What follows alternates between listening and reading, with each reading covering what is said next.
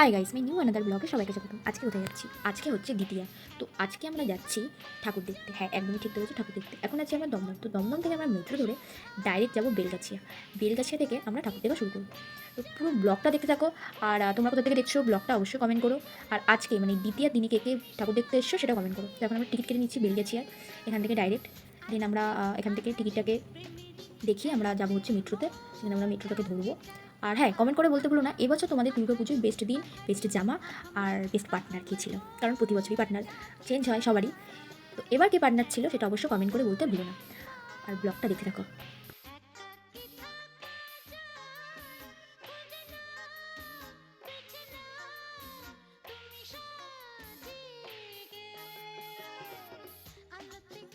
এটা হচ্ছে দমদম মেট্রো। এখান থেকে আমরা যাব কবি সুভাষের মেট্রো ধরবো। কবি সুভাষের মেট্রো ধরে একটা স্টেশন পরেই বেলগাছি আমাদের।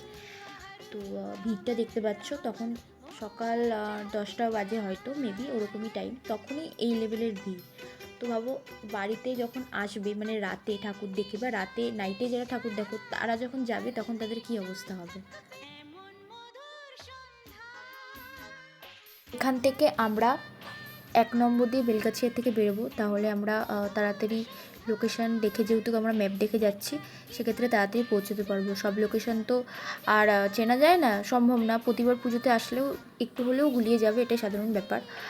আর সব গলিতেই এখন দুর্গা পুজো, আর বিশেষ করে কলকাতা এগুলি ওগুলি ওগুলি সেগুলি খুঁজতে খুঁজতে কোন সময় হারিয়ে যায়, ঠিক থাকে না। ওই কারণে লোকেশানটা ঠিক দেখে দেখে যেতে হয়, না হলে অসুবিধায় পড়ে যায়। এখন আমরা যাচ্ছি তালাপোত্তায়। তালাপোত্তায় যাব। জানি না তালাপোত্তায় এখন প্যান্ডেলটা পুরোপুরি হয়েছে কি না। দেখতে পাচ্ছ ওয়েদারটা, সেটা ভাঙা রোদ্দুর, মানে এত পরিমাণে রোদ্দুর। ভাগ্যিস সানগ্লাস নিয়েছিলাম, ছাতাটা নিইনি।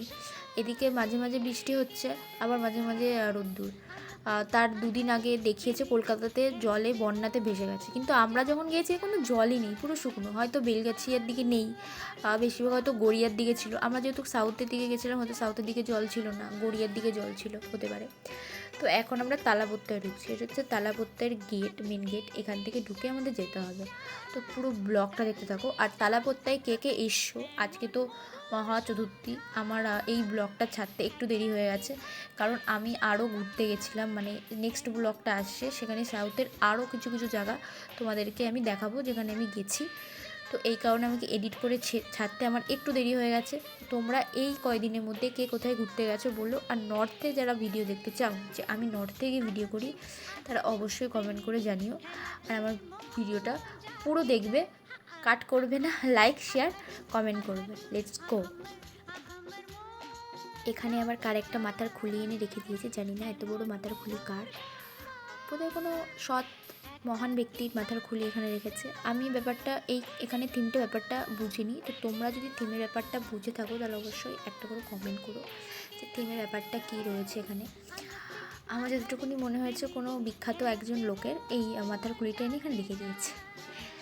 দেখতে পাচ্ছ আমরা যখন গেছি তখন কাজ হচ্ছে, তখনও কাজ চলছে। তোমরা ভাবো, মানে যদি তুমি ঠিকঠাক করে দেখতে চাও তাহলে পঞ্চমী ষষ্ঠীর দিন আসতে পারো, কিন্তু সেদিন খুবই ভিড় হয়, খুব লাইন দিতে হয় অনেকটা। যে কারণে আমরা যেমন আগে এসেছিলাম, বাট তখন কাজ হচ্ছিল। তো যারা যারা ভিডিও দেখে যাবে ভাবছো, যবেই যাবে, আজকে তো পঞ্চমী অলরেডি হয়ে গেল, তো তাদের ক্ষেত্রে প্রবলেম হবে না, তারা দেখতে পারবে, যেহেতু প্যান্ডেল টোটালি হয়ে গেছে অলরেডি।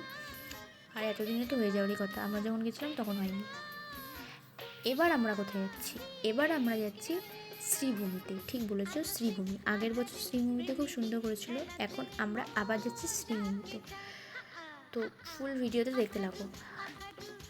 আর কি বলবো গাইস, স্যাটা ভাঙা রোদ, এত রোদ কি বলবো, বাট ভাল লাগছে ওয়েদারটা। যেরকম রোদ আছে, মেঘলাও আছে, আর সেরকম ঘুরতেও বেশ ভাল লাগে। বেশি রোদ্দুর হলে আবার ভাল লাগে না। এই হচ্ছে শ্রীভূমির প্যান্ডেলটা। শ্রীভূমির প্যান্ডেলটা জাস্ট ফাটাফাটি হয়েছে, খুবই সুন্দর করেছে। আমরা যখন গেছি বেশি একটা ভিড় ছিল না। শ্রীভূমি অলরেডি অনেক আগে, মহালয়ার আগে ওপেনিং করে দিয়েছে। শ্রীভূমির প্যান্ডেলটা খুবই ভালো লেগেছে সত্যি কথা বলতে। কে কে এবার শ্রীভূমিতে গেছো, কার কার শ্রীভূমি খারাপ লেগেছে ভালো লেগেছে কমেন্ট করে বলো।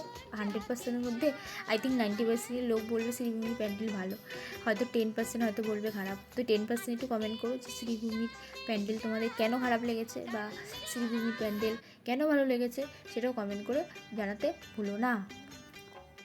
আর হ্যাঁ, আজকের এই ব্লগটা এই পর্যন্তই থাকছে। আশা করি তোমাদের আমাদের ব্লগটা ভালো লেগেছে। আজকে আমরা গেছিলাম জাস্ট এই দুটো প্যান্ডেলে। নেক্সট আরেকটা ব্লগ আসবে, সেখানে আমি সাউথ কলকাতার সব কটা প্যান্ডেল, সব কটা তো হবে না, অসম্ভব ব্যাপার, সব কটা যে কটা পারি সে কটা অবশ্যই ভিডিও তুলে ধরবো তোমাদের কাছে। তোমরা শুধু একটা লাইক সাবস্ক্রাইব করে দাও, যাতে এইভাবে আমি ভিডিও আপলোড করতে থাকি।